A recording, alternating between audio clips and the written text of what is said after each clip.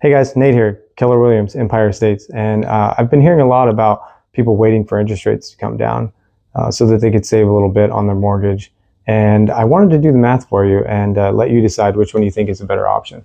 So we have two different buyers, right? We have buyer A and we have buyer B. Buyer A, ready to buy now. Buyer B, waiting for rates to come down. Let's assume that they're looking at the same homes and that buyer A purchases a $600,000 home, right? On an FHA, 3.5% down, their monthly payment, their down payment would be roughly $21,000. And let's assume they have a rate of 5.99. That would make their mortgage $3,450 a month, roughly. Buyer B waited 2 years for rates to come down to 4.5, let's say. Okay? Now, if you're not aware, the average appreciation in the state of California is 6.7% annually. And that's a study done over the last 4 decades. So this same $600,000 home, 2 years later, would cost you roughly $683,000 to purchase, which would bring your down payment up on the same FHA to about $24,000. And at your lower interest rate, your mortgage would be $3,327 a month. Congratulations. Buyer B saved $123 a month. But at what cost? Because it did cost them $3,000 more in down payment. And buyer A has something that buyer B doesn't have. Well, they have a lot of things that buyer B doesn't have, but they have equity.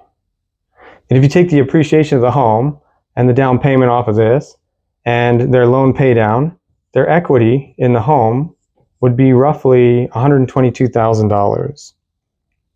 And that gives buyer A something that buyer B doesn't have, which is options. Buyer A could refinance at the same 4.5%, because remember, rates did come down. And if they did so, that would bring their mortgage down to $2,832 a month, which is actually $495 less than buyer B's mortgage. And buyer A could leverage some of their equity, maybe build an ADU in the backyard, which would rent for, I don't know, $2,000 a month. Could help them pay towards their mortgage. And also a huge assumption on this situation is that rates came down 2 years later, which if they did, this would all be true. But what if they went up?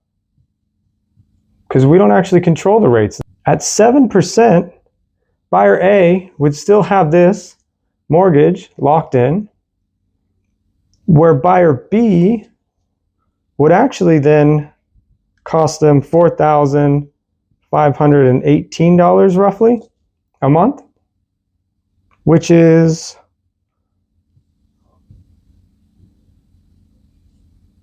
$1,068 more